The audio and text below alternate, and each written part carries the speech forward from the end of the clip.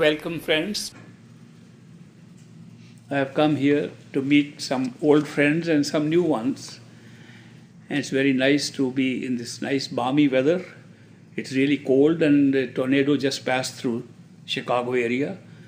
So I escaped because I happened to be here. And I'm very happy to see all of you. I am here not to teach anything because I'm not a teacher. I have come here to share some experiences that I have had because I was able to spend some time with a perfect living master. What I say here is merely sharing of some experiences and to say that an ordinary person, any ordinary person, me included, can be so affected by contact with a perfect living master as to change one's entire life. That such a thing is possible, that you meet another human being just like ourselves and have such an impact on our life is itself a miracle. And I've come to explain to you the basis of that miracle as I have understood it from the great master Hazur Maharaj Baba Sawan Singh Ji, who initiated me in 1936. I have spent several years, several decades in understanding what he taught me, practicing what he taught me, and therefore it's not that I am a newcomer to this path. In fact, in 2 days' time I'll be 87 years old, and I have been really on this path for more than 7 decades. So it's after a lot of experience, ups and downs, that I have come to share the ultimate news with you, that the answers to some fundamental questions which we have, questions as fundamental as who are we? Why are we here? What is the purpose of this creation? What is the purpose of our being here?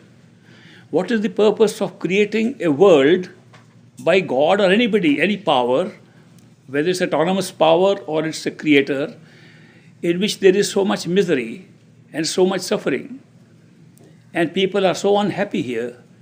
What was the whole purpose of having a world of this kind? These are very fundamental questions which have bothered a lot of us. And they bother us because we can't find easy answers. We go to religion, all religions, they tell us something very similar. They say there is a creator, and the created everything. And yet when it comes to the evil part of creation, they can't explain why the creator did that. So religions have conveniently adopted a negative power. The Satan, devil, he is responsible for all the evil, and God is responsible for only good things. Then if God is only for good things and the evil is being perpetrated by somebody else, who created both of them? Obviously, whoever did the whole show must have done something for a purpose. And so to understand what the purpose of creation is, we have fundamental questions in our mind. And I have come to share the answer that I obtained in a lifetime in association with a perfect living master. The answers are a little bit surprising because we find out that what we are taking to be real, what we are taking to be a real world of pain and pleasure, a real world of good and evil, actually is not real at all. That makes a big difference. If we go and see a movie, and the movie has many horror scenes and negative scenes, we don't jump to the screen to stop it. We don't try to interfere with it. We know it's a movie. We know it's not real. We have come to just watch it and see it. If we began to take a movie as real, we would tear up the screen into pieces. We don't do that because we know it's a movie. There is a way to understand and to know and realize that this world of duality, this world of pairs of opposites, is also like a movie. It's no different than that. It's an illusion created in such a way as to look real. A movie looks real too. When you go to a movie, you cry, you laugh. In fact, I never cry in my real life, but I always cry in movies.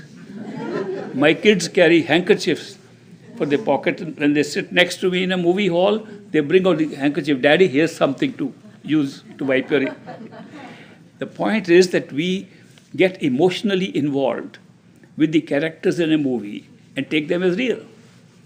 Why do we do that?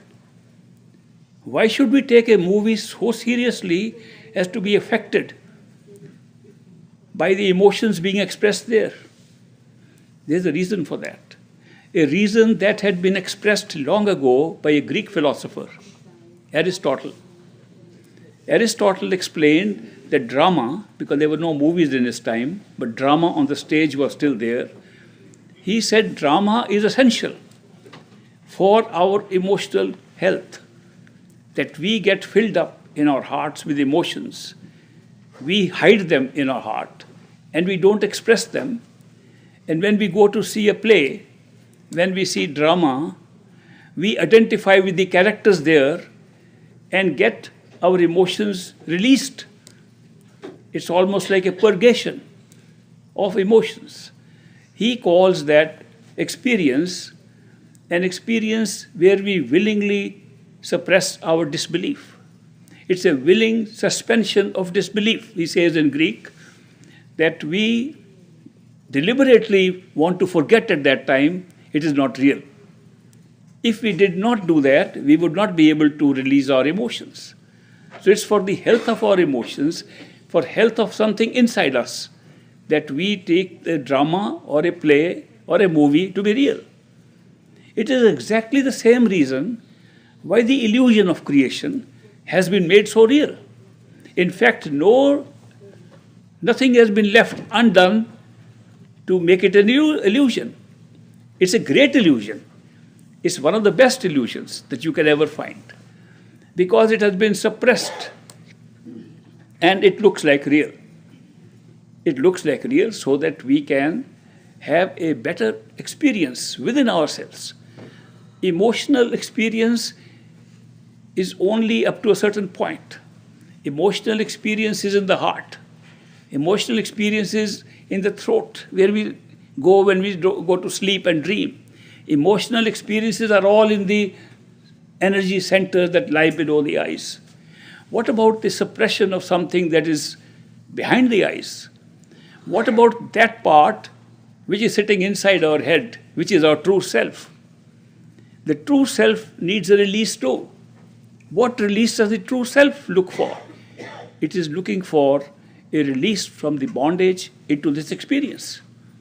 It is trying to get out of that experience which has become a trap for it. And that's a spiritual experience. It's not emotional. For the sake of the spiritual experience, we are willing to take this world as real, reject it, feel disappointed with it, say this is not our place, and look for that which should be our place. Every one of us who has a soul and spirit and life is a seeker of the truth. A seeker discovering, who am I? This is not a new question. We all have this question. We have had it for thousands of years. We have had it ever since the creation. Who am I and why am I here? The answer can only come when we go to who you are. That means the self. The self is not outside of us. The self that we are looking for, our own self, is inside us. The self that is seeking, the self that feels this is not our place, the self that is lonely, the self that is sitting in a crowd can still feel lonely, that nobody seems to understand us the way we want to be understood. Nobody can have the same feeling for us that we really need. That self sitting inside us is being covered by very big, thick covers. And that is why we can't know who we are. What are these big covers upon the self that make us not realize who we are? The first obvious cover, which we can all see, is our physical body. Our self does not seem to be just the physical body. If it were, we would never have even a single instance of a person saying, I can remember my past life. We would never have a past life regression possible. We could not have experiences which do not belong to the body. We have experiences, all of us have experiences. When I meet some of you individually, you tell me such amazing experiences which are not related to the physical body at all. And therefore, we feel that this body is a cover upon ourselves. Secondly, being indoctrinated and brainwashed into believing that the soul, the living force in us, is immortal and never dies. Obviously, then it is not the body, because body dies. Body is born and body dies. So there is something in us which does not die and seems to have a life before this body came and a life after this body will die. So therefore, the body obviously is a big cover upon ourselves. And yet, in day-to-day dealings with this world, we are taking the body as ourself. The name given to our body, we take as our name. It's strange that we should do it. It's like wearing a jacket, like I'm wearing a jacket, and I say I am the jacket, and whatever the name of the jacket is, start calling myself. But we are doing that every day. We are thinking our name is what has been given to this body. We don't realize that is not our name. That's the name of the body which came temporarily, will go away. And if we had a life prior to this body coming into being, we might have had a different name. Maybe we have come thousands of times like this, and we have had thousands of names. Then what is our true name? We do not know our true name because we are always associating, identifying ourselves with this physical body. So the very first distraction that prevents us from knowing who we are is the fact we identify ourselves with the physical body. It's interesting that the physical body does not operate on its own. The physical body operates through sense perceptions. If it had no sense perceptions, if there are no eyes to see, the world ceases to exist as a visual experience. If we have no ears to hear, we can't hear any sound. The world becomes silent. If we don't have a tactile sense, we can't touch anything, and we are in thin air. If we can't smell, we lose so much. All these senses that we have, the 5 senses of perception, they are built into the body, but do not belong to the body. How do we know they do not belong to the body? If they were only relatable to the body, we could not imagine seeing something. When we see something in imagination, who is seeing that? You can close your eyes and imagine a scene, and it comes in front of you. Where is that vision taking place? Where are you seeing that from? You can hear sounds inside your head without there being any sound outside to affect these ears. Where are you hearing that? Who is hearing that? All sense perceptions that we associate with this body are existing independently of this physical body. And we don't realize it. We are constantly thinking that these eyes see. If these eyes were the only ones to see, we could never see in a dream. We could never see in imagination. This shows that the sense perceptions, which are creating the whole experience of this world, supposing all sense perceptions were shut down, there will be no more world for us. Do we realize that the world is coming into being?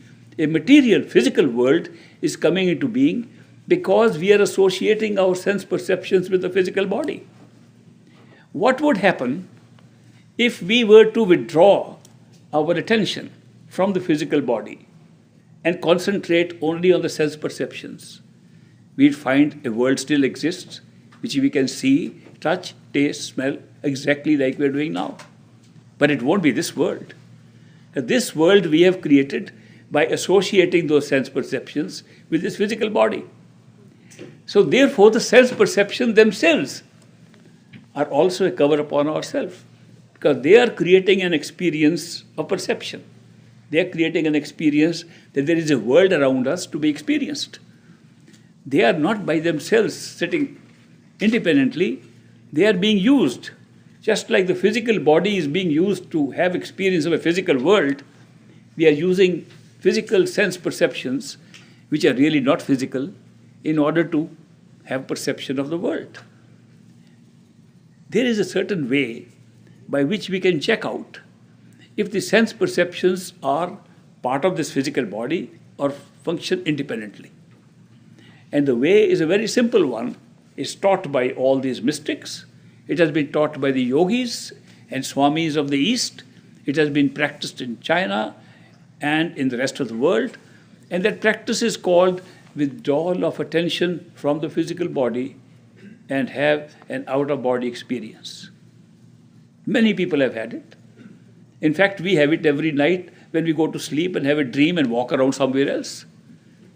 What body is walking around when we are sleeping and dreaming? And we feel it's our own self. Have you ever noticed that when you are dreaming, the body that moves around in the dream is the same self as the body that wakes up into the physical one? The self is the same one. It's not different. Supposing your body shape changes in a dream and you feel you are different than you were in the physical body, it will still feel you are the same self who is in a new body. There was a Chinese philosopher, Fa Hin. He had a dream. In the dream, he felt he was a butterfly. Not only felt he was a butterfly, he had wings to fly like a butterfly. He was a small butterfly, and he was flying all over the garden and smelling different flowers. He had never seen those flowers before. They were so pretty. Light was coming out of those flowers. He had never seen such flowers in the physical world, yet as a butterfly, in the dream, he saw those flowers. He was so impressed that when he woke up, he said, "Was it really a dream? It was too real to be a dream." "I don't know, maybe," Fa Hin said, "maybe I am a butterfly." And that was my reality.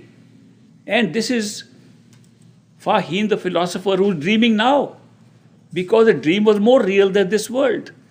So he questioned to himself, am I really a butterfly who is now dreaming I am Fa Hin?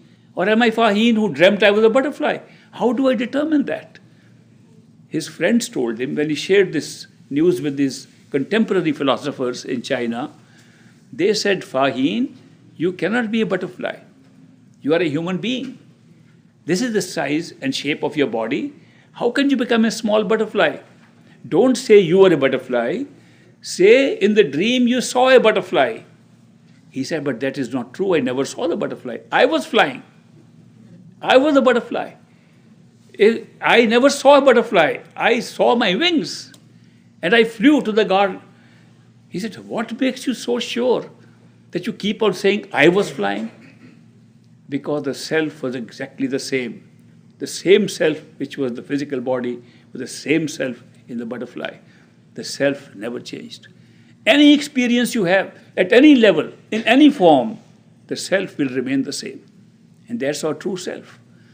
It's amazing that the form has nothing to do with the self. The form is just a cover upon ourself. And the self can be revealed by other means also. Meditation, which is being practiced now almost around the world in different forms, and part of it we will experiment this afternoon also, here now that you are here. Meditation is the art of withdrawing your attention from the physical body to discover if you have any other form in which you are also alive at the same time. Meditation is a form which proves to you convincingly, to your own satisfaction, that the body is not yourself, that you have something more in it and you can experience it yourself. Meditation is a very simple thing. Meditation means that first determine where you think yourself is. You have a physical body and it has got extremities, hands and feet and legs and arms. Obviously, when you're sitting in a physical body, you don't feel you're sitting there. These are attached to you. Then where are you? A simple contemplation would show that if you are really sitting in one point in this physical body, from where you are operating this whole system, it must be somewhere in the head. It doesn't take very long. You think from the head, you see through the eyes outside, and you feel that if this is a machine, if the body is a machine, the driver's seat must be somewhere behind the eyes. You can feel that there are other centers of energy. There are the centers in the heart, centers in the belly, where you're digesting food, in the sexual organs, and below. And all your attention has been spread out in the whole body, including the tips of your fingers and the toes of your feet. But where are you operating from? This is not very difficult to contemplate, that ultimately it must be somewhere in the brain, somewhere in the head, that you sit and operate.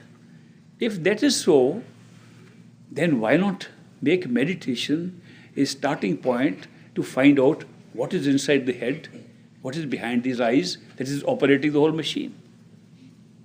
Given this premise, you can now start a very nice process called withdrawal of attention. Attention is the most valuable gift we have been ever given. Without attention, we cannot make any part of our experience a reality for ourselves. When we read a book, we put attention on the book and we read it. That's how we understand what it is. We talk to somebody, we put attention there. We want to look at a beautiful place, we put attention there. It's only where we place our attention that becomes a reality for us and an experience for us. If we don't pay attention, the experience ceases to exist. If you paid no attention to something, it doesn't exist for you.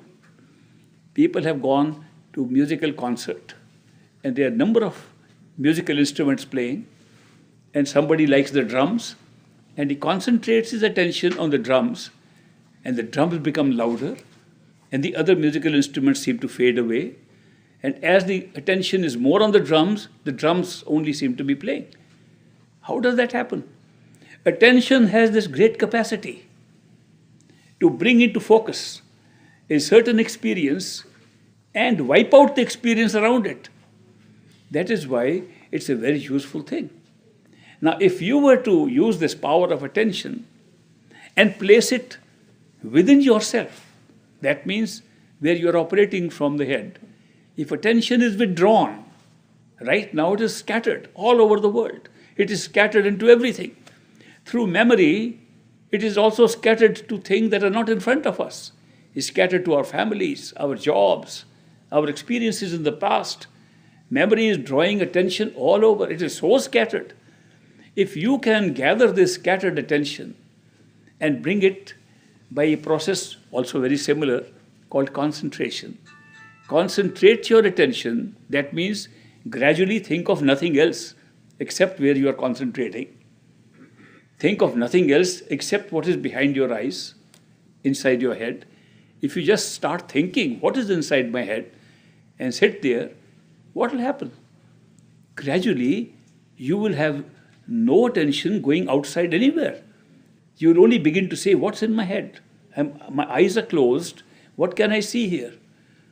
And gradually, you will not even know that there is a world outside. You will concentrate on all that's happening inside the head, in front of you. The darkness will disappear. Some other things will start coming. Images will start coming. And while they are coming and you are putting your attention on those images inside, you will even forget that you have hands and feet. It's a common occurrence. Afterwards, you will even forget that you have legs and arms. Then you will forget you have a body. And you have an experience of a different self of yours than the physical body. This process of withdrawing of attention behind the eyes into the brain is almost like dying. When a person dies, and some of you have seen people dying, terminally ill people dying slowly, the very first thing they know is they don't know where their hands and feet are. Then they don't know where their legs have gone. Then they don't know where the arms have gone. Then they miss their torso. They are still speaking to us. They say, will you move my leg this side? The leg is already moved that side. They become unconscious.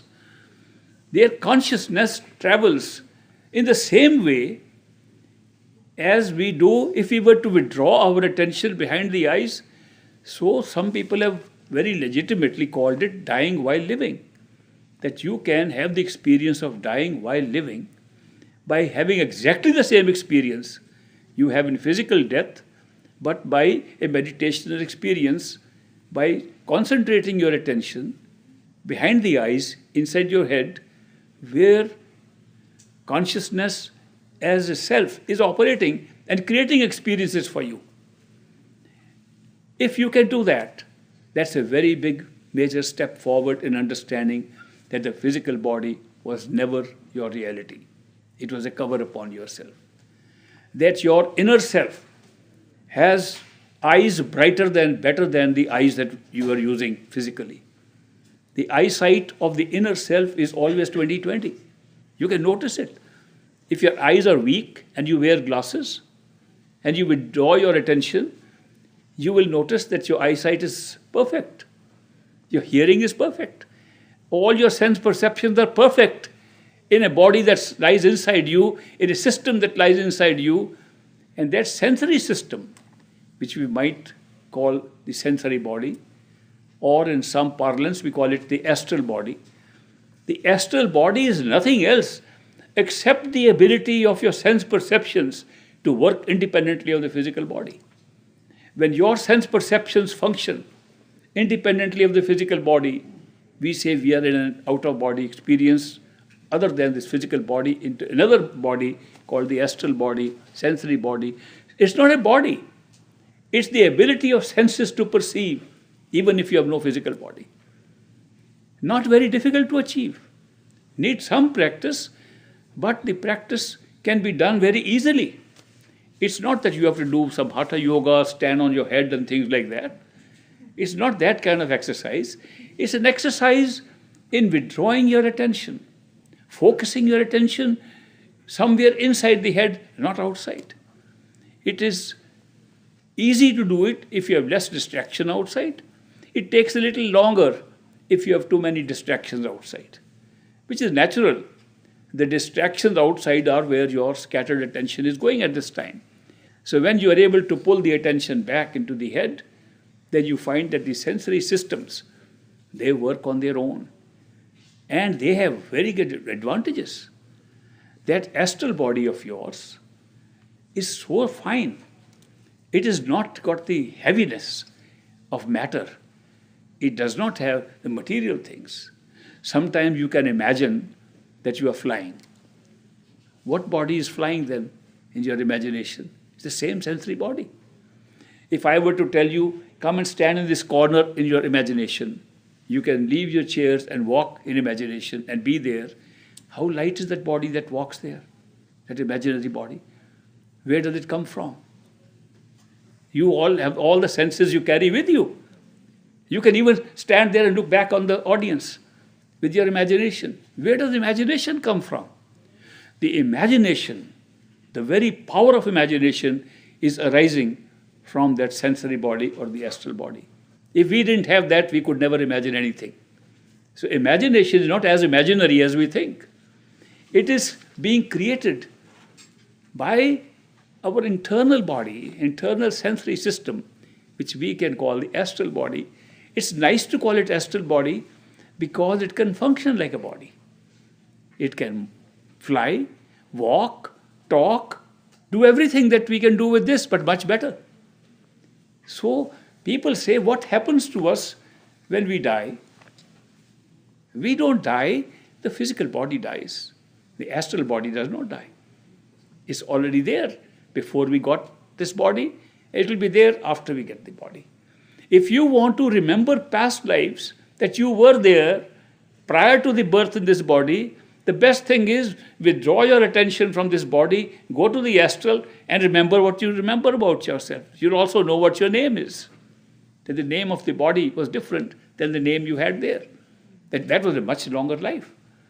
If you can spend enough time in that state of withdrawing attention and being in your astral self, you can remember your past of that astral self. Here we have a difficulty remembering even the past of this body. We forget what we ate last week. We forget who we met. Memory is so poor. And yet the memory sharpens when we are able to withdraw attention to the astral body and we can remember what happened 100 years ago or 200 years ago. It comes very quickly. When people say we underwent past life regression, it's nothing more than just getting a glimpse of that astral self and remembering things. Because you were there much earlier. The astral body also has a life. It is born and dies, like this one. But it's not simultaneous. It has a much longer life. So during one lifetime of one astral body, we have had several births in physical forms. If you want to go back and remember, were you here for a long time? The best way to do it is withdraw your attention, get into that state, withdraw attention from the physical body, be awake in the astral body, and you'll remember that your life there was not in 100 years or 50 years or so, in thousands of years. The average life of the astral body is between 1,000 and 3,000 physical years. So you can imagine that you can recall incidents that have happened that long ago, and you can also have an inkling what more is going to happen. It's a very different experience when you withdraw fully from this physical body and are working in your astral body. Therefore, if somebody wants to know, is there something beyond this physical world? We don't believe it. Okay, don't believe it, go and check it in. There's nothing better than a personal checkup. It's not something else's belief. I myself say, as my master said, don't believe anybody unless you experience yourself. Don't even believe your master. That's what he said. Unless you can experience yourself. This meditational practice is not a belief system. Religions are belief systems. Spirituality is not. Spirituality is common to all religions, all people, all humanity, because we are all the same. The spirit is no different, the soul is no different. It does not follow any religion, it does not follow any society, it does not follow any group, it does not follow any nationality. The spirituality which these perfect living masters come and teach us and show us the pathway is not meant for any particular group. It's meant for humanity as a whole. It's meant for all seekers. And when you think of it, we are all seekers. Some of us don't know too much about it because we are so distracted, and some of us are feeling very acutely that we want to seek right now. Some are on the waiting path. We'll wait, we'll see. One day we'll do it. And they wait, and then they die, then they wait next life, then they wait again. But we are all seekers in waiting. And those who can't wait anymore, they are the ones who practice this meditation and want to go back to their true state, which we might as well call our true home. It is only when we are able to have the experience of the astral self that there is another self of ours that's responsible for all sense perceptions and is not dependent on the physical body, that we say, this is our Atma, this is our soul, this is where we belong, this never was born, never died, till we find out that was also born and dies. And we discover that's a cover also. The sensory perceptions are as much a cover upon ourselves as this body is. And we are again mistaken to think that we have found out the truth about ourselves by finding out that there is another body embedded inside this, which is really functioning to give us the perception of this world and the other world. In order to go beyond that path, we need experience guidance. Up to this point, what I've just spoken to you, one can go on one's own effort also. People have done that. Beyond that is not possible because we take that as the end. We say that is our heaven, that is our place, and all the pictures we have made are being satisfied there. Picture of heaven, picture of heavenly things happening, they're all happening there. We can fly, we have an immense memory, we can go and complete the task we couldn't do here. There are buildings open, their libraries are open there, and the libraries are very convenient there in that state of being, where instead of going to a library, opening a book, you can open a book of knowledge there, and the whole thing comes in your hand. You don't have to read page by page. There is no weight problem. Nobody is doing dieting there. because this astral body has no weight, it has no gravity to pull you down. There's such a remarkable experiences in that state that we think this is heaven, this is our true home. So many people, so many gurus included, so many spiritual masters included, have told us that's it. That's the place you come from. In a way, they're right. Because coming to this physical world, we go back and come back right from there. That is the creative power that gives rise to the physical plane. But you have to have something more to find out what exactly is missing, even in that place. What is missing is that where are thoughts coming from? Thoughts are still coming to us. Thoughts are coming in this body. Thoughts are coming in the astral body. Which is the origin of thoughts? And where does that come from? Where does the mind function from? The human mind, which is constantly in a state of judgment, which is constantly creating good and evil, which is constantly telling us so-and-so is good, so-and-so is bad, which is constantly distinguishing between these things, it has nothing to do with sense perceptions. Where is this judgmental system coming from? And are we not still trapped in that? Even in the astral self, we feel we are still trapped in the thought process, in the process of where the mind is functioning. So, we still have a way to go on the spiritual path. Now, trained people who have done that can help us to go there. And those people who take us beyond the astral plane are not so common, but they are there. Plenty of them are there in this world. And you can meet them, and they will talk to you about how you can go beyond your sensory system, beyond your astral self, and go to the true self, universal mind, from where all minds are created, where all thoughts originate. They can take you to that region. So therefore, the process for going there is the same. You withdraw your attention within the astral body, in the head of the astral body, because that is where the mind is still functioning. The mind is functioning in the physical head, it's also functioning in the astral head. Whichever body we assume, doesn't matter what form we take, there's still a head in that. And you will notice that these bodies that we create, whether they are astral or physical, all have a head. And it looks the soul, the real power, the mind, everything is resting in that head. The process of withdrawing attention from the astral body is the same. That you withdraw attention from the sense perceptions and you open up something else. When you succeed in doing that, you find that your mind is an independent entity on which the senses were covered. That senses were not separate, independent, that they were a function of the mind. That when you withdraw your attention from senses, the mind becomes your entity, becomes your body, becomes yourself. And we call it the causal body because all things have been caused from there.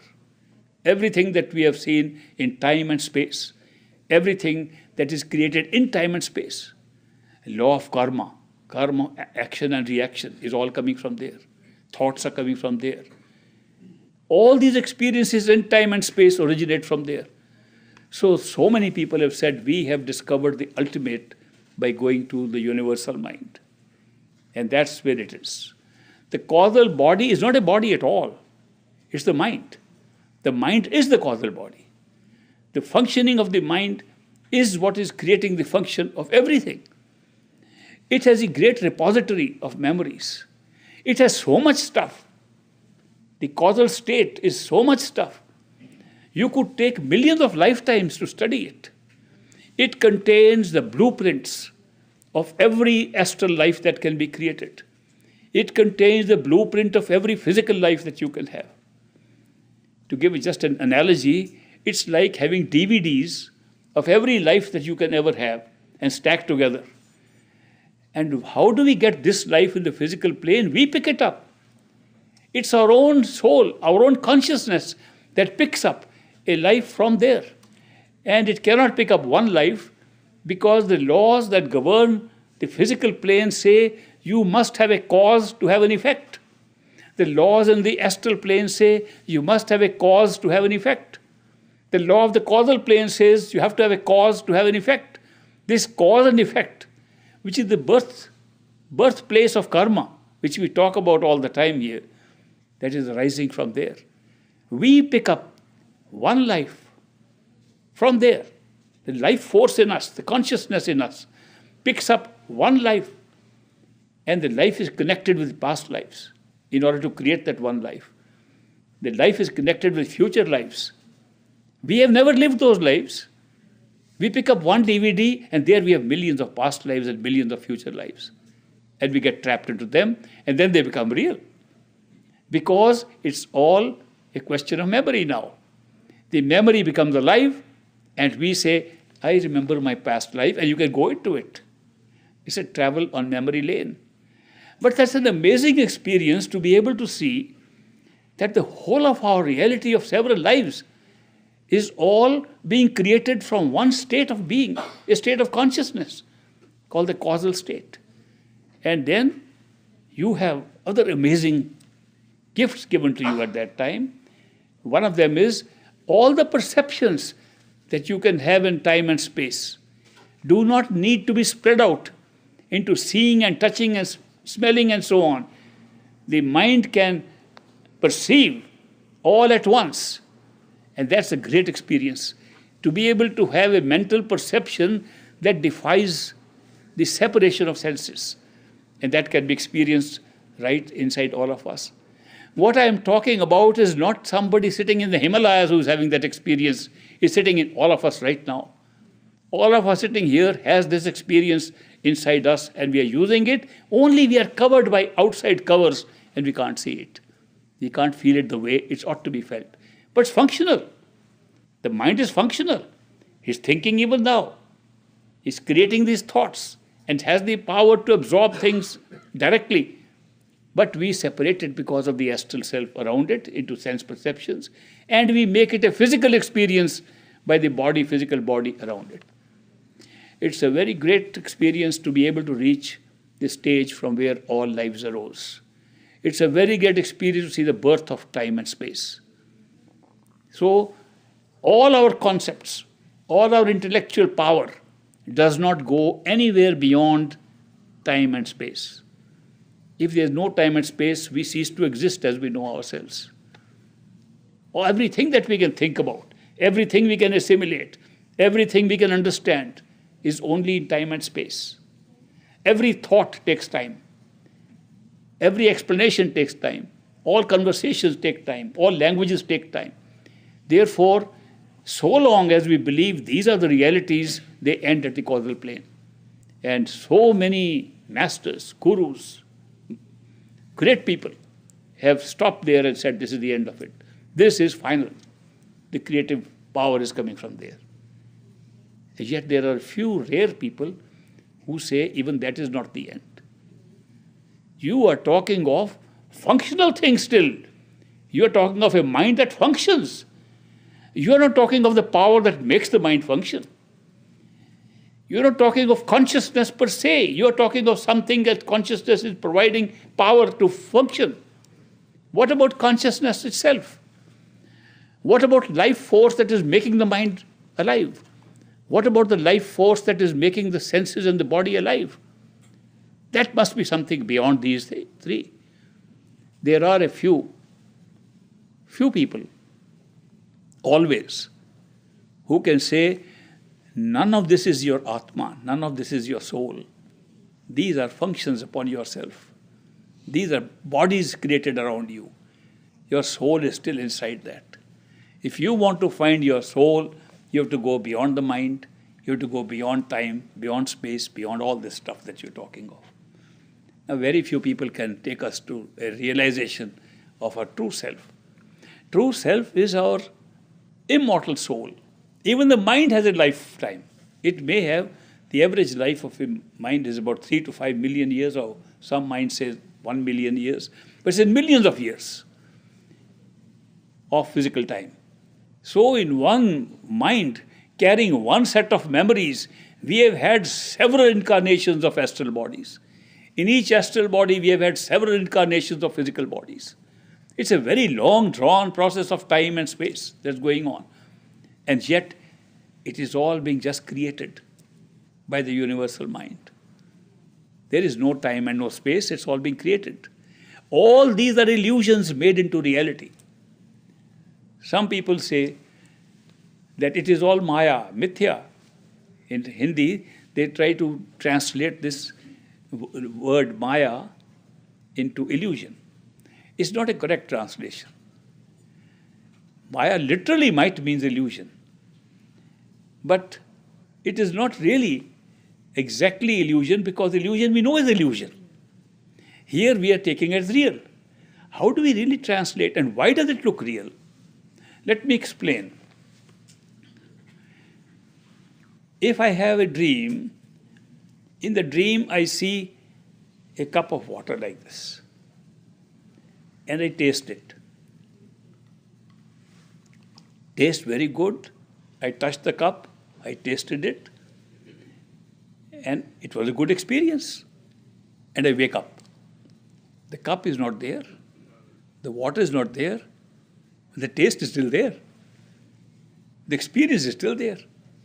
How come there was no cup, no water, but I had the experience? What was real? The experience or the cup? The experience was real, not the cup.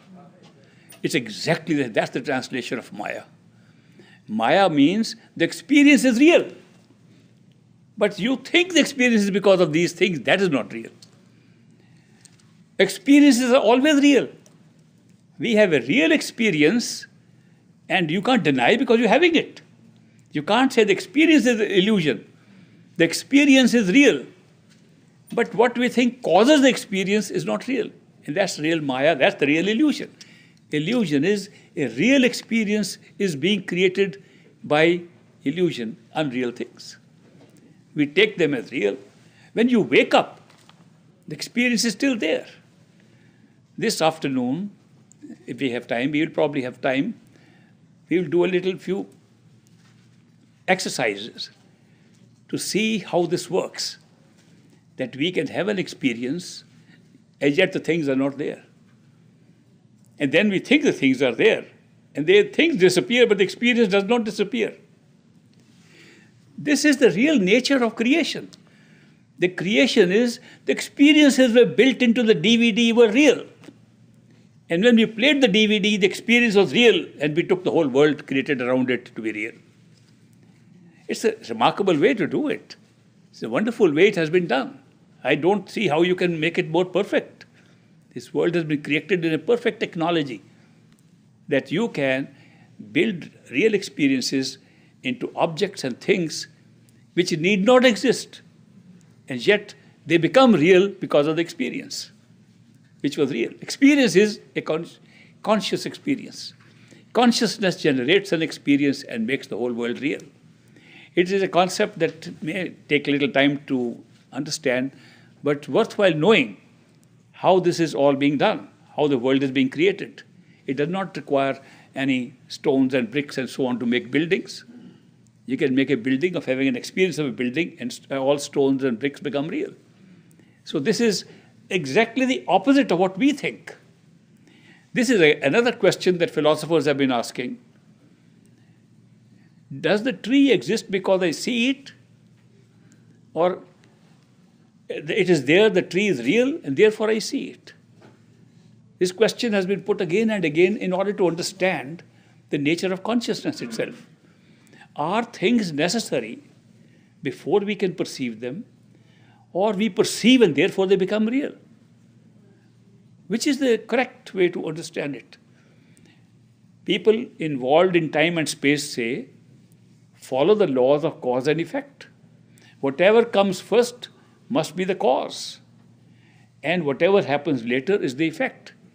If the tree is put in front of you first, then you see it, then the tree is real. But if you see it first and then the tree comes up, then it's not real. That seeing is real and tree is not. But when they measured what comes first, they found that both things are identical. Neither comes first nor comes later. The tree and the seeing of the tree are simultaneous. There's not even a nanosecond gap between them. So they could never find out, which is true. Is the tree real or the seeing of the tree real? Which one comes first? Those who believed that the tree is real are called materialists. They've continuously told us, no, things have to be real in order for you to see.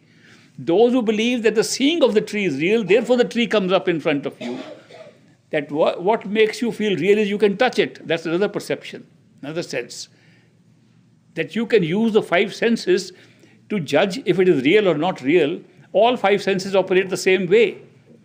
So you are trying to judge something within the same framework, and you can never get reality. It's like going into a dream and saying, I'm seeing a tree. Is it real? You touch it in dream. Yes, it's real. I can touch it. Then you can ask 10 other people in the dream, are you also seeing the tree? They all say yes. And we wake up and find neither the tree was real nor those 10 people. So getting confirmation of reality by using the elements of the same process, of the same level, is never certain at all. And that's what we try to do. We try to determine reality by looking at the same level of consciousness. It's only when we wake up that we discover it was a dream. Nobody has really been able to say during a dream if it's a dream or not. Though they say in the dream, it's a dream. Many of us have had dreams in which we felt it was a dream. And what did we do in the dream? We began to tell people there, I know it's a dream. But the people were not there either. When you woke up, you never told anybody that I told people in the dream it was a dream. Because you knew the people were of the same nature of dream. They were dream characters as much as the tree or other things were. So that is why it is not possible to find out reality that way. Reality is only known if you awake from one level to another. When you wake up, you know it was a dream. There's no other way to determine absolutely what was real or not, except by waking up to another level. And this process of meditation that I'm talking of, withdrawal of attention, in order to go to another level, is like awakening. You wake up and discover that what you thought was real was made up. But the experience was real. The experience in consciousness was what created the reality of the things. And that's what the meaning of Maya is. There are people, very rare people. Great master used to say, such people can be counted at any time on the fingers of your hands. They're so few.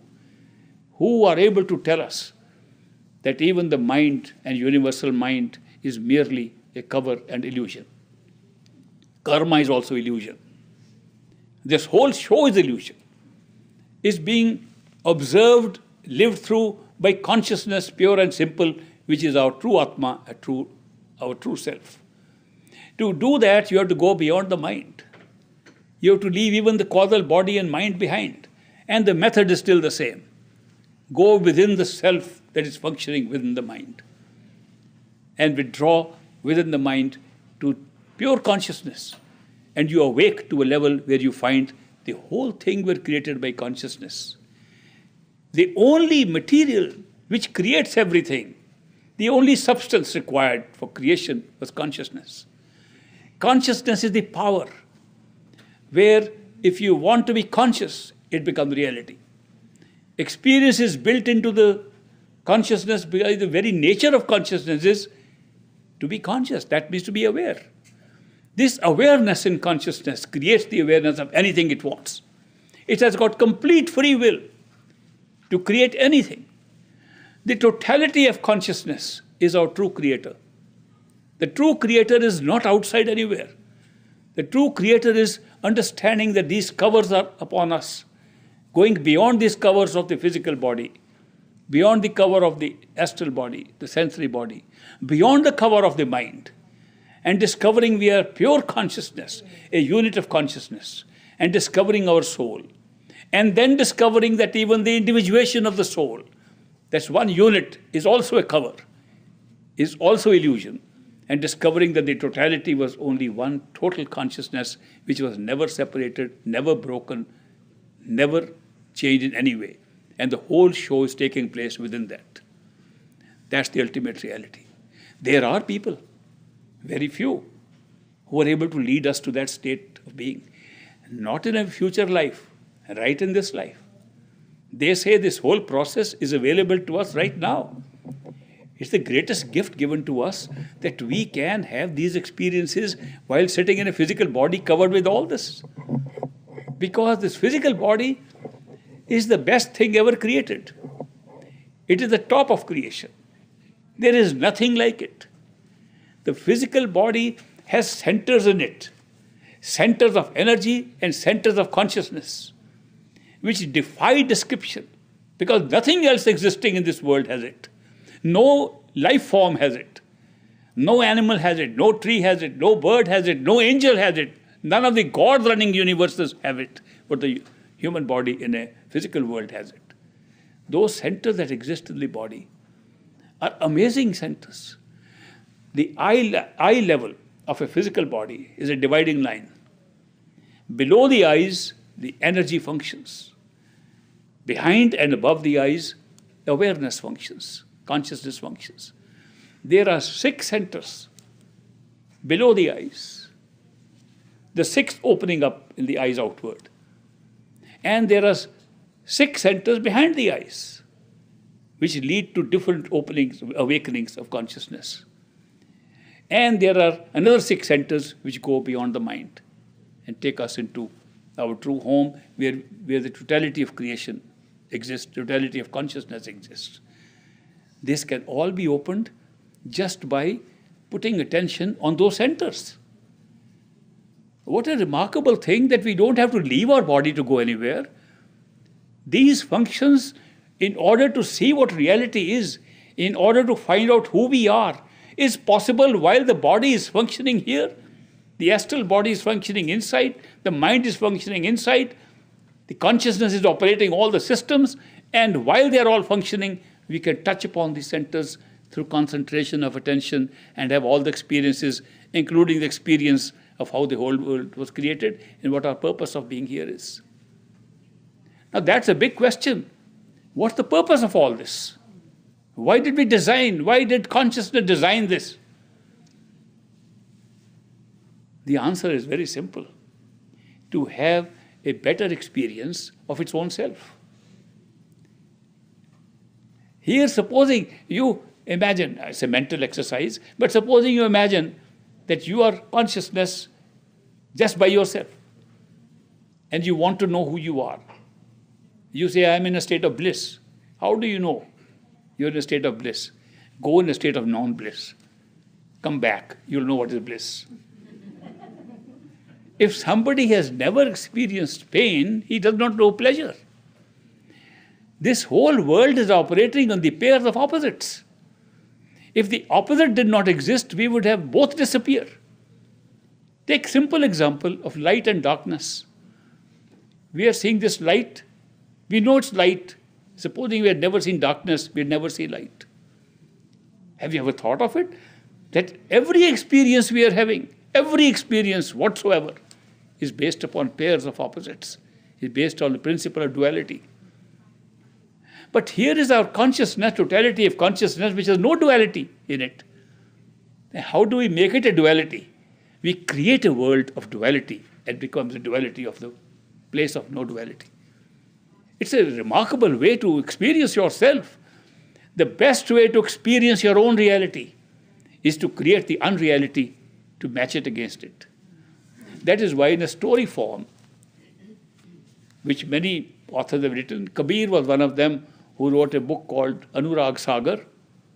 It is a conversation between Kabir, the saint, and his disciple Dharamdas. In that conversation, he makes a story of creation. He said, there is no way that I can ever explain what things are beyond explanation, because all explanations are within time and space. But I can hint at it by making a story, which is a very normal method of using parables, of using stories, of explaining things. And he explains that our true home is only one true being, Sat Purush, one true being. Everything is within that true being. Nothing is outside of it. All creation has taken place within the true being.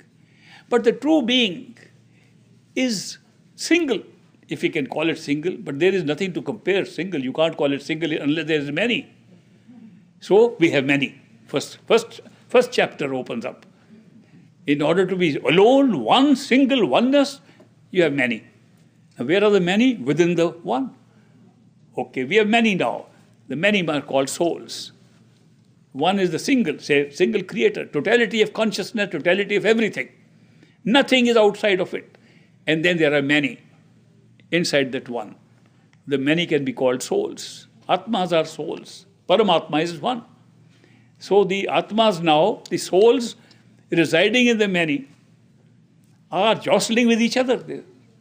Whatever space they have, they don't have space, but they have something similar to it. So there are many in the one, and those many are now become units of the same stuff of which there are many. The stuff was consciousness. There was nothing else in it. So they become units of consciousness. So these souls becoming units of consciousness are now experiencing the joy and bliss of being one. The many are experiencing the joy and bliss of being one. Then some of the souls say, let's go for an adventure. Because we have been here all the time. There is no time, therefore we are in eternity, locked up in the one. Let's see if we can create something outside of eternity in a time limited time. So they embed themselves with a time-creating machine called the mind. And the mind creates time and space, and they then spread themselves out. They go into great experience, past, present, future. It was a wonderful experience to create past, present, and future when there was no past, no present, no future. Sometimes I wonder how we take it as real. Think of it. Is there a present? We are all living in the now. The teachers telling us live in the now. So where are we living? Somebody tells me live in the now. Where am I living? Am I living in the past or the future? We are all constantly living in the now. There is no other place to live in, no other time to live in except the now. We are all living in now. Then how much is now? How much time is there in now? Is it 1 second? No, that's too much. That's past. When I say now, it's over, it's past. I can't even say now in the now. I can't even use a word in the now. I can't speak. The time in which we are living has no time for speaking. When was I speaking? Wasn't I speaking in the present? Present is a very loose term to describe the immediate past. It's not really describing the present. Present has no time, it doesn't exist. Now does not exist. Now is an illusion. Present is illusion. We're calling the past as present. Therefore, if there is no present and the past is being called, where is the past coming from?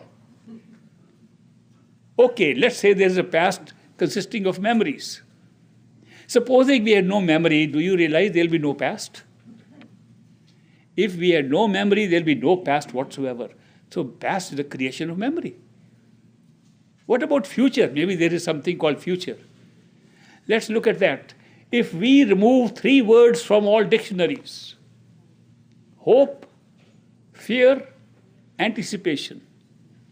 If we stop hoping, stop fearing, stop anticipating, there's no future. Future is a made-up thing.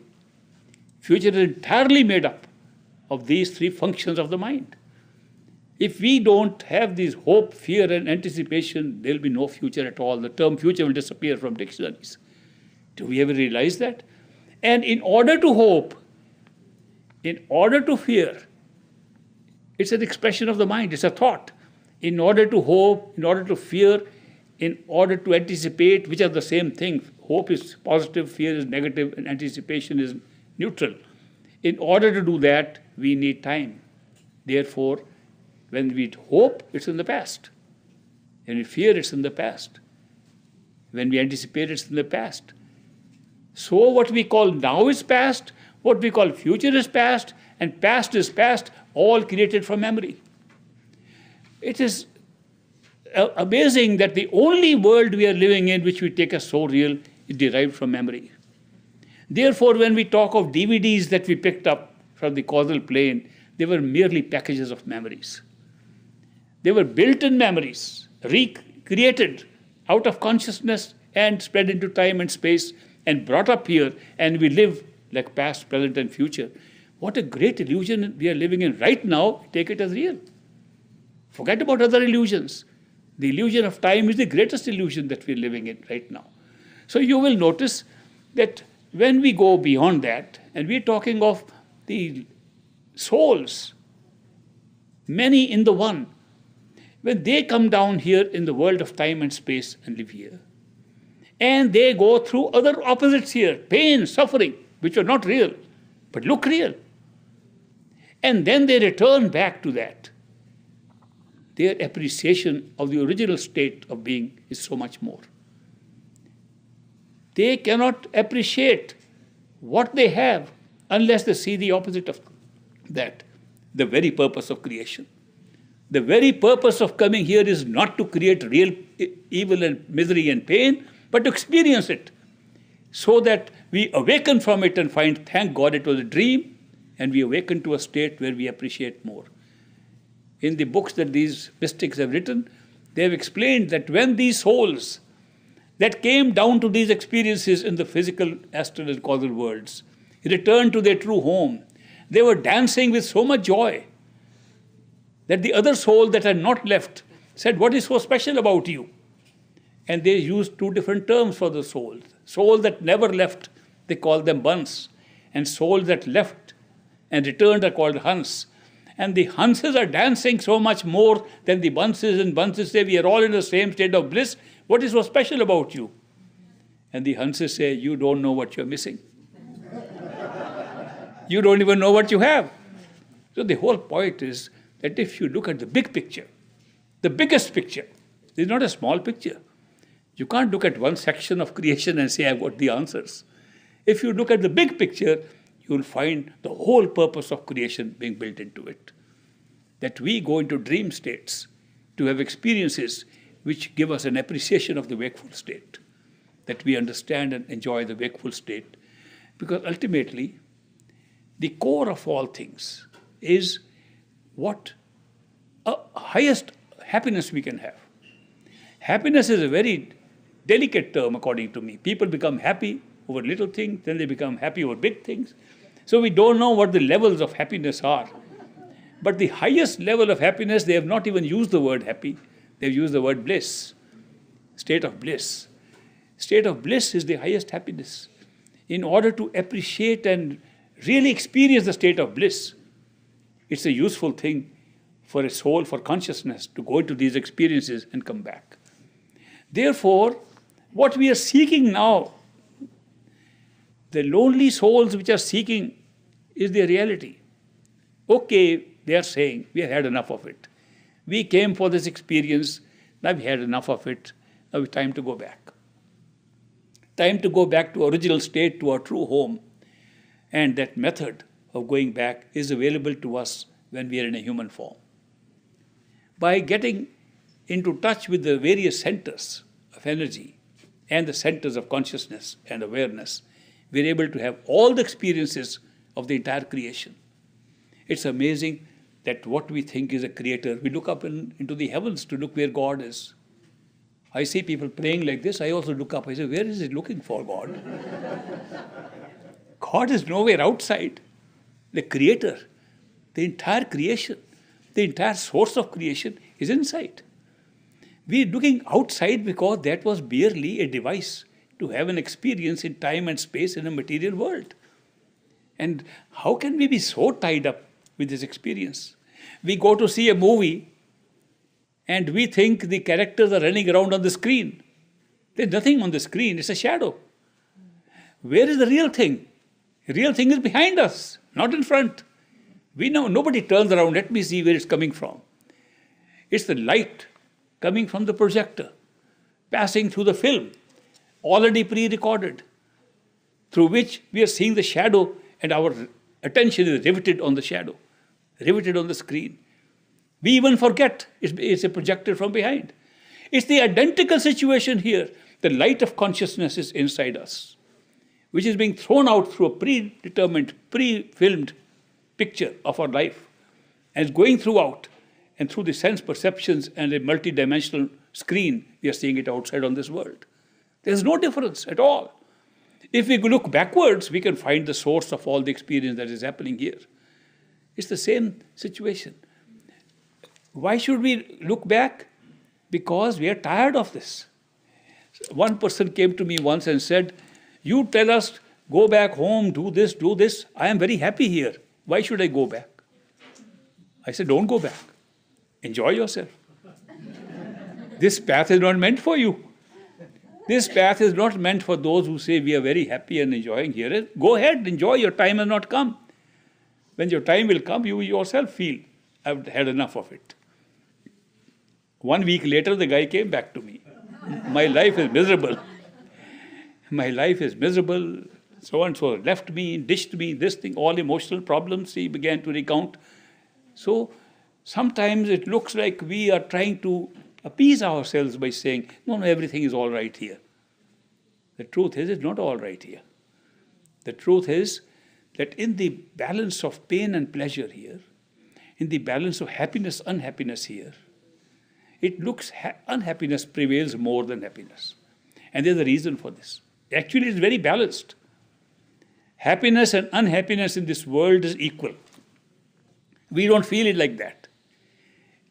And the reason was explained by an English author, Oscar Wilde. He says, in an essay on suffering, he says, suffering is one long moment. When you suffer, time stretches, becomes long. When you are happy, time contracts, it passes very quickly. You're having good time, an hour can pass, looks like 5 minutes. You're unhappy, 5 minutes looks like an hour. Even though the happiness and unhappiness is equal in this world, we experience happiness less time and unhappiness over a longer period of time. That's why we say it's an unhappy place to be in. When we discover that our unhappiness is now not bearable, we say we want to get out of here. And there's no way to get out of the trap. We move in and around the trap all the time. We go out looking for happiness here. We try to find relationships here. We try to find friends here. We try to make companionships here. Forgetting none of them are able to reach our souls. They are skin deep relationships, all of them here. And sooner or later we find this is not what we were looking for. What we are looking for is our own truth, our own companionship, our own self. A self that is our best friend. And we can't see our own self. We see the covers as ourself. How can we possibly see the self inside us? When we can't withdraw and we're taking the world as real, there's a way. Our own self, which creates the experience outside, also creates the experience of our own self outside. How does it do that? In the form of another human being. At the same level, human level, physical level, where we can have access to these things. And that person comes into our life and seems to know more about us than we know, which makes us feel, how can this person know more than we know? Because that person is no other than the projection of our own true self. Such a person we call a perfect living master in this world. A perfect living master is not really a teacher. He is not come here to explain things. There are plenty of people doing that. He comes here as a projection of your own self to take you back to your own self. And therefore, a perfect living master's work here is not to change the world, not to improve the conditions of the world, not to set up new movements, not to campaign for something, but to take the souls from who have projected him out, to take them back to their truth. Therefore, the perfect living master is actually inside us, being projected outside. And what proof do we have of that? When you go into this kind of meditation, you discover that a human being you thought was outside of you was actually inside. And you can meet that person inside. And the companionship with that person remains the best friendship that you can have, outside and inside. And that companionship and friendship lasts throughout the spiritual journey to your totality, to your true home. And therefore, at the true home, you discover there was your own self, own real self, that you were watching all the time as your companion. It's an amazing way this has all been set up. And it's wonderful that when we are a seeker, we can find such a person. The qualification of a seeker is no more than to seek. The qualification of a perfect living master is no more to be in touch with that level of consciousness at all times while in the human body. If a perfect living master has to meditate to go there, he's still a novice, still trying to find out. We go from stage to stage in our meditational experiences. A perfect living master in a human form is at all stages, at all times, while he's still here. That's why he operates at all levels at the same time. And that's why there's a big difference. He does not come to say he's a teacher, he's a master, he's come for anything. He just says, I'm a friend of yours. And I've come in response to your call, in response to your seeking. So the only secret is seek, and you will find. Don't have to seek by shouting outside. Seek in your heart. And how will such a human being, an ordinary human being like yourself, find you then? Because if he can't listen to your seeking, then he's not a perfect living master. And if he can listen, then he must function within the laws of this universe to find you. And that method by which he finds is called coincidence. By coincidental means you find that person. And make sure, in the beginning, your own mind, which has the capacity to create doubt and capacity to create fear, will do that. But the unconditional love that flows from the perfect living master overcomes that doubt and overcomes those questions. Nothing beats the mind except unconditional love. When that experience takes place, the mind is silenced. Otherwise, the mind will constantly say, I have more questions, I have more questions, I have to find out. But the perfect living master overcomes all these things. I have shared these experiences with you because they all lie within you. And you who are seekers, that's why you have been here and have been seeking, maybe for lifetimes. It's not a one-day thing. Seeking is not a one-lifetime thing.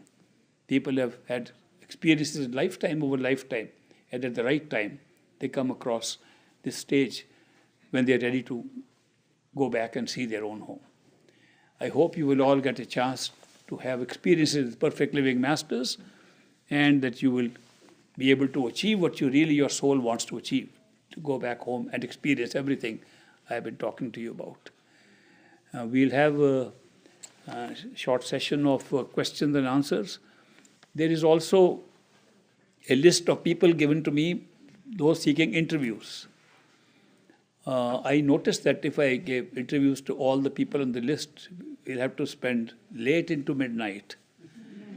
So there are so many of you who are old friends of mine, had many interviews before, and therefore I thought they might like to give a chance to those who have not had a chance to have personal one-on-one talk. So therefore we decided that we'll start the list from those who have come from overseas, long distances. Let them have a chance. Those who have never met me before, let them come up that. And if there's still time, we'll pick up the list of the other names. Those who may not be able to get time today, we have a rule now, we'll put their names on the next event at the top. So they will not miss the next interview. I hope that will be satisfactory. Thank you very much for very patient listening. Anybody has any question?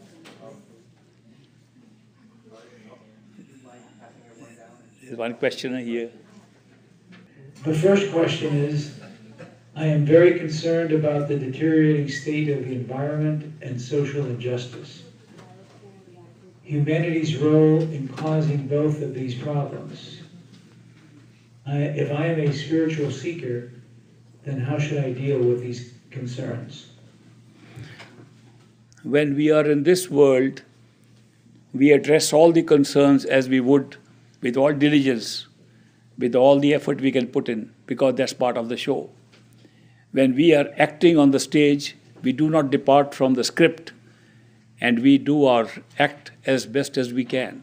Even knowing that we are seekers and this is illusion, we still function like good actors on a good stage. Therefore, we should do all our part to help in the environment and social problems. The next question. Please elaborate and confirm if your A, technique of meditation will enable me to reach my goal to purify my thoughts, mind, speech, and action so that I can be fully aligned with my real nature that is absolute pure. And B, how does it do it? I thought I was talking about that all the time. But I must say, when you talk of purity, only the soul, the spirit is pure. Everything else that is added on has some element of impurity. As we move further and further away from the soul, the impurity increases. As we go towards our own true soul, the purity comes up. So the pure thing is our soul, our consciousness. Thank you. The next question is the path of this meditation the fastest to go back to the true home, i.e., is there another path? Do we not need a perfect living master for the above? And if so, who is that perfect living master today? Yes, this is the fastest path in this age. In this age, which is an age called Iron Age or Kali Yuga, there are distractions are so many that this path, which has two parts, the part of concentrating our attention behind and the path of being pulled inside by the voice sound of consciousness. These are two aspects of it, and they are the fastest available at this time that take us to our true home. There are many paths which take us halfway, a quarter way, and there's no harm in traveling on those paths and going part of the way and then waiting to find the next master who can take us above. A perfect living master takes us to our true home, but many masters are there who can help us go part of the way. So long as we are going within to discover the truth, we are in the right direction. If somebody says the truth can be found on the peak of a mountain or in a river or somewhere outside, then we are not going in the right direction. Then it can take longer. So long as go within ourselves, there are several paths that will go either part of the way or more of the way, and a perfect living master takes us to the whole way. The next question. If the soul only listens and the mind only speaks and consciousness only listens to consciousness, how does the soul communicate with the mind? The soul uses the mind for communication. All communication with anybody, including itself, is done with the mind. Communication itself is a mental act. Therefore, the soul is it's a listener, not a hearer. The difference between hearing and listening. Hearing is hearing of speech in time and space. Listening is beyond that.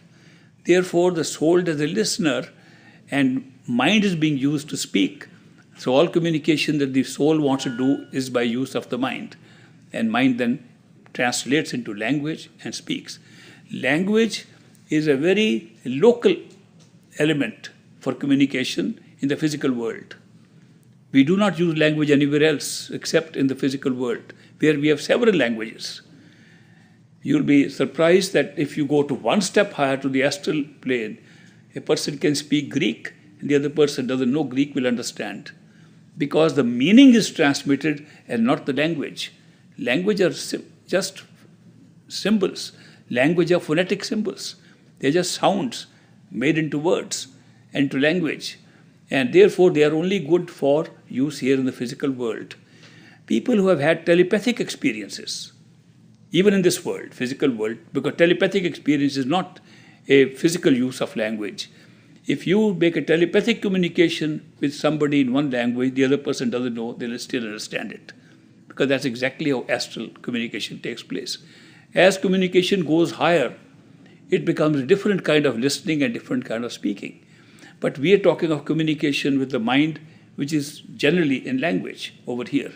So If the soul wants to direct the mind what to do, say, mind, don't think randomly, repeat these words. The soul uses, the consciousness uses the mind itself to say these words. So the communicator, the speaker, is always the mind, even if the soul wants to use it. The next question. You teach that our souls have never stopped being one with God. If this is so, then is the soul infinite in size? Please describe the soul. The soul, as we understand, is unit of consciousness. It's the many in the one. That's the soul. Consciousness is one indivisible power.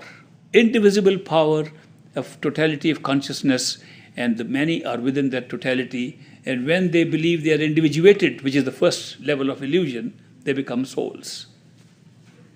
The next question. We are always told effort is futile.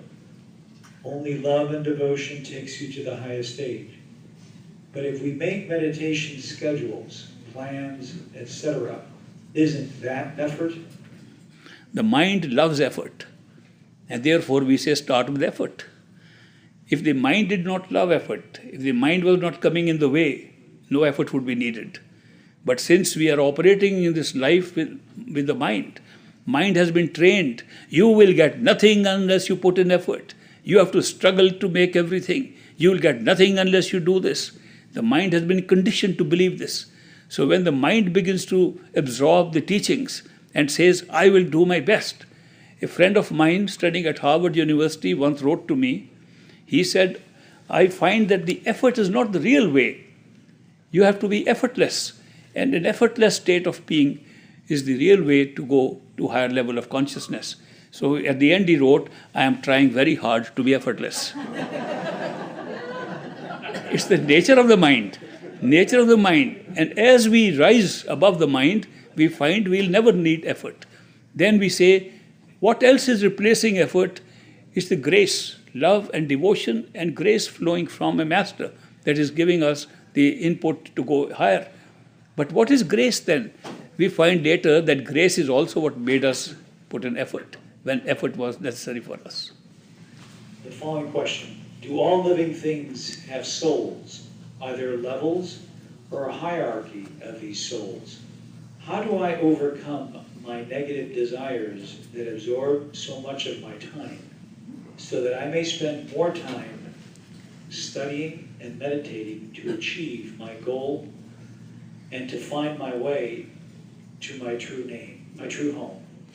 The soul has no levels or hierarchies. The soul is the same. It's the same soul in all of us. It's the same quality of soul in the plants, in the animals, in the insects, in the angels, in the gods. Soul is no different. Soul is the unit of consciousness. What creates the hierarchy is the embodiment in which it is placed. When we put it to different embodiments, a human being becomes different. A tree becomes different. A plant is different. Animal is different. Mammal is different. Bird is different. These are creating a hierarchy, the forms on which the soul has been put in for certain experiences. It is not that the soul has a hierarchy. About the desires, yes, we have so many worldly desires that the mind pulls us out all the time. And these desires are the ones that are keeping us from meditation, from going within. Once you start meditating, there are inside fulfillments. There is a rejoicing and a fulfillment of desire inside, which is superior to the desires outside. And therefore, once you get that taste of what is happening inside, the desires fade away. Actually, our mind functions on that basis. If it desires something, likes something, you give it something better, it begins to give up the one that it likes less. It's the same thing that when we go into meditation and we find something more tasty and more delicious than what we get outside, then the desires outside begin to fall off. The next question. Virtually all people here think that salvation is through a past master. I'm silent about the path because people of one religion think that their path is elitist, saying we are the right path and they are on the wrong path, it makes me feel divided from mankind. It's very interesting that most of the religions of the world, and I studied in Harvard University 13 religions in comparative religious study, they all think that their past master, the founder of the religion, was the master, and they look back on the history of that master, how he helped people who were around him, and then they think that the spirit of that master is still helping us. Maybe the spirit is helping is difficult to find out when you want to meditate upon a past master, whether it's your mind being worshipped or the master being worshipped. I have still to find any method by which you can distinguish between the mind being worshipped and the master being worshipped when there is no human being to tell you no. In those masters' cases also, it was they themselves in human form, and all of them were in human form, that they were able to tell people what their mind is saying and what the totality of consciousness is saying. They were able to distinguish. Even today it's the same thing, that if you have no human being able to point out to you that your mind is making up something, you are misled by the mind. There is no corrective to that at all. And that's one of the very big drawbacks in believing in even a perfect living master of the past who is not there to tell you. That is why the system works on this basis, that when you are a human being and you need instruction for something, you should have a human being who can tell you, who is enlightened enough, has gone above, beyond you, and can give an answer to your question.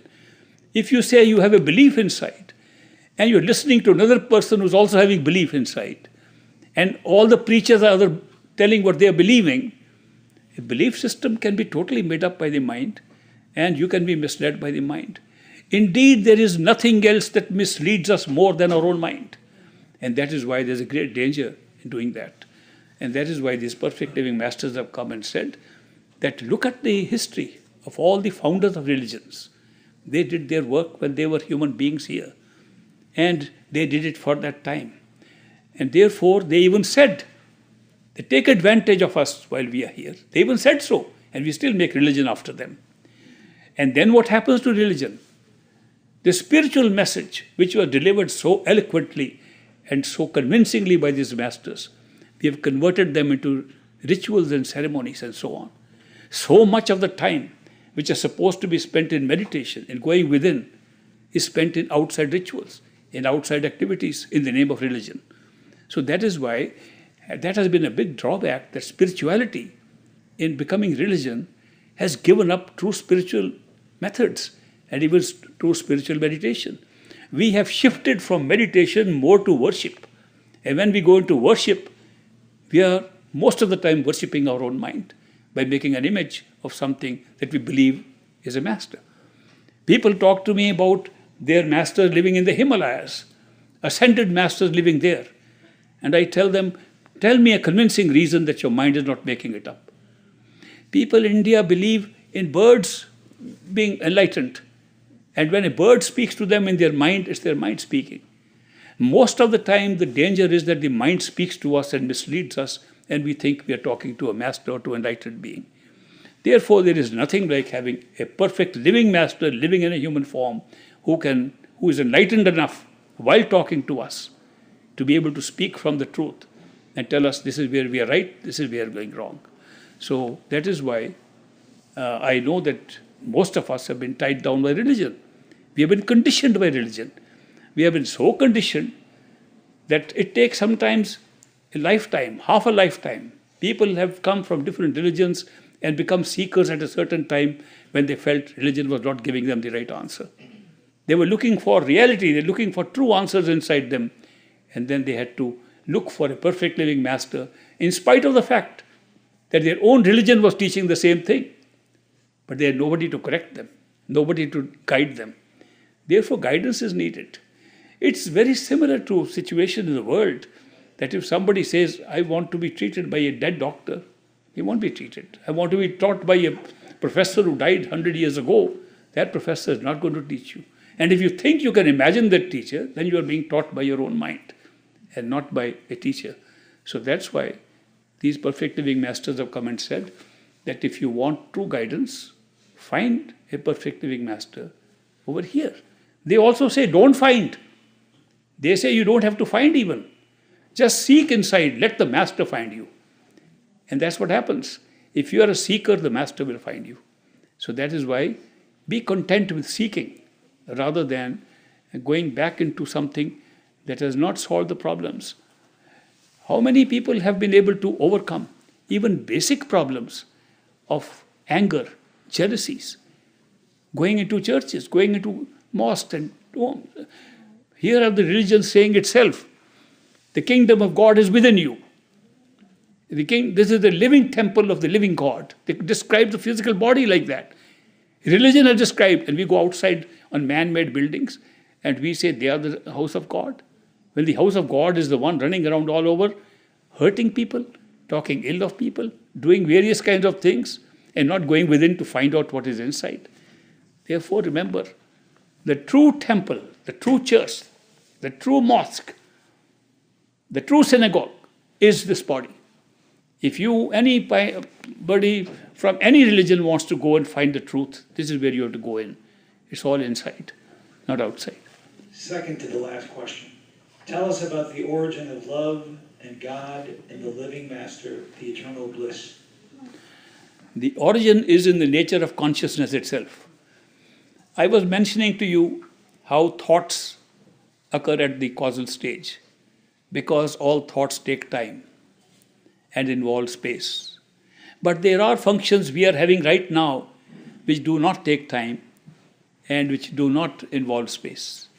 Those functions are love, intuition, joy. Imagine when these things happen to us, there is no thought involved, there is no time involved. It is immediate, instantaneous, with nothing to stop it. These functions are purely functions of the soul itself. They are not functions of the mind. Therefore, even now, we are having these functions of joy, bliss, beauty, appreciation of beauty, love, intuitive knowledge, sudden gut feeling. They are all coming from the soul.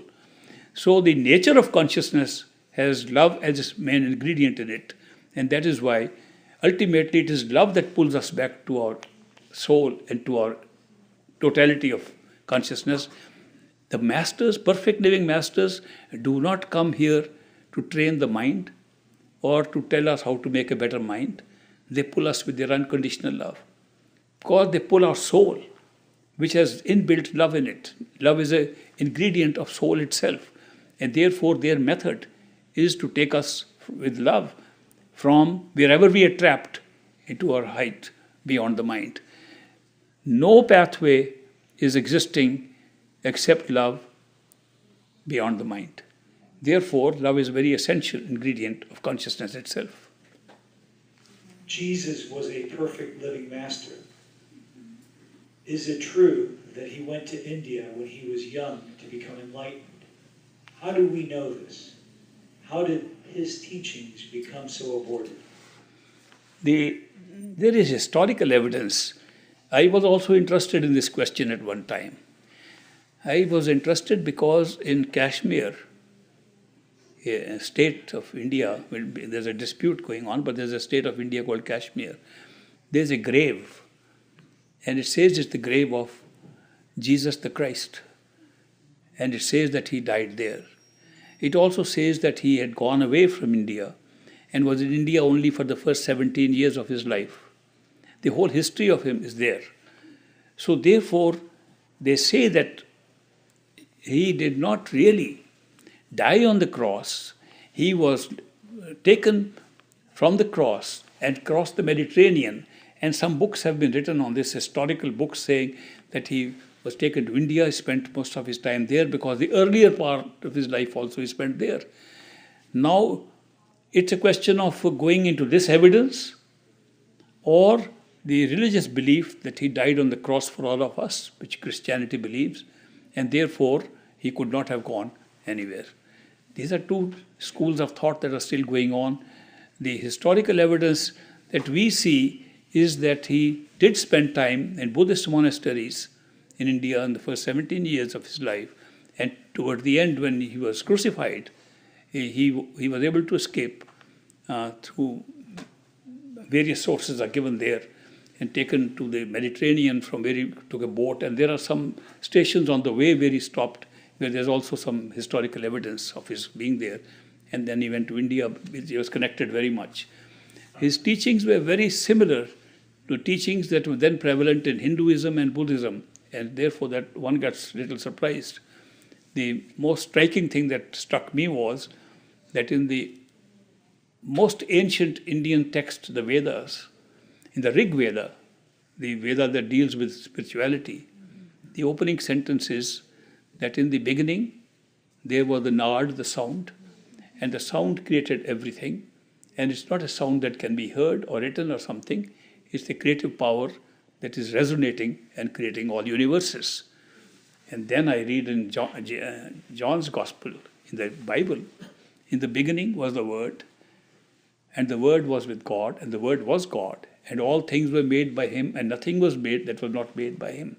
These are such similar sentences in the two scriptures that I said there must be some connection between all teachers of spirituality, wherever they came. And that is why it's for an investigator to find out how much history is available to us or not. But the truth remains. No matter whether Jesus went to India or not, no matter where he went or did not go, he did his job very well. And now we have to find a perfect living master who can do the same job. We are told to go within to find all the answers. How do I discern if the answer that comes is from the soul, using the mind to communicate with this answer, or from the mind itself, especially if we are not yet initiated or are unable to ask the question or are unable to ask the question to a perfect living master? Well, that brings me to the question of initiation, which is a very, very important event, perhaps the most important event in the life of a seeker, because if you are not initiated, the mind can give you all the answers.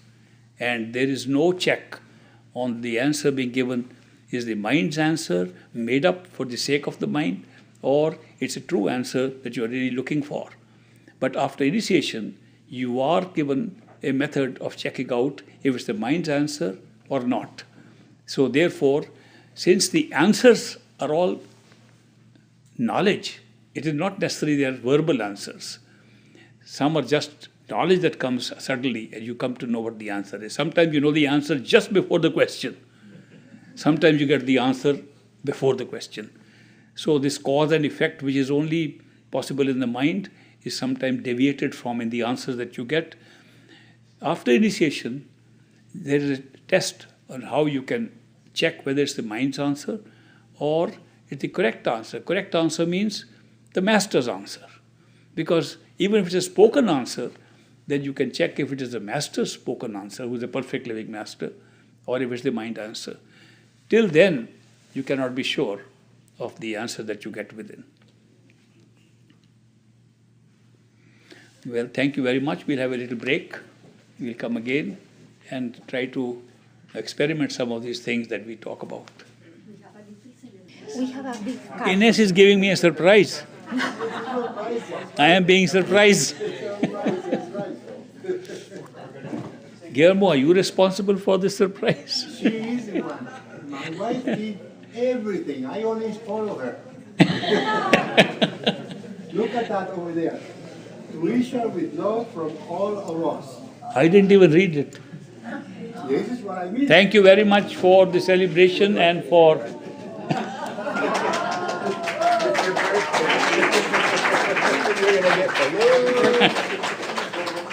Happy birthday. Oh, I feel like a little child now.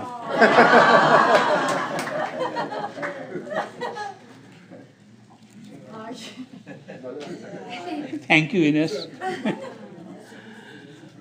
This will help you to go into the higher places. Well, just looking at this, don't think you can ride a balloon into Sachkhand.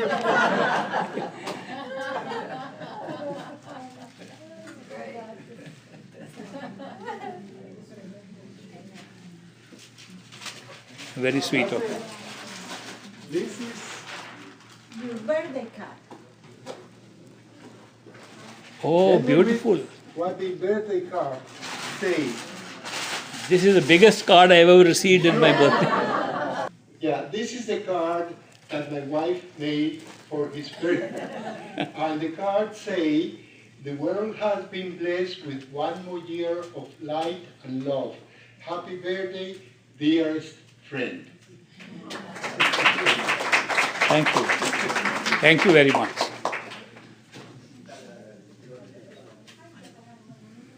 This is artwork by Ines. Yes, how she painted for you. Very good, very good.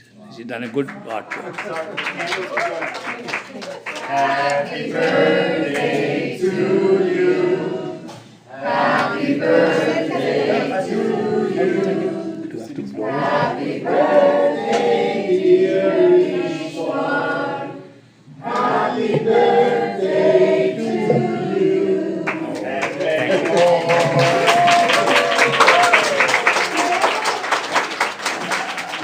I have just blown out 87 candles. Now that's a big surprise, Guillermo and Ines. Thank you very much. That is filled up with rice pudding. Oh, that's very good. Yeah, instead of a cake, it's rice pudding. Instead of cake, we have kheer, Sugar-free. rice pudding, Sugar free. sugar-free. Thank you very much. Well, tell you one thing. There is nothing we can say, and there is words that can express the love that we receive from Ishwar Ji. There's nothing similar to that. The reason why we made this meeting here is because almost precisely a year ago, I met him here. And my wife and I, we were both sitting here somewhere. We came very early because we drove from Fort Lauderdale. And all of a sudden, he came with Mark. And we didn't see him before. And as soon as he entered, for no reason at all, my wife and I started crying. So then I analyzed a little bit what happened. And I said, well, if I see Obama, I don't cry.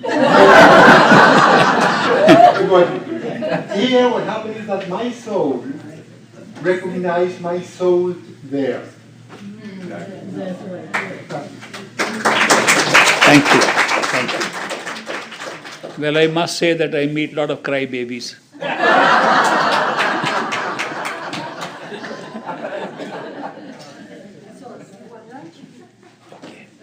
We'll have lunch break. Thank you.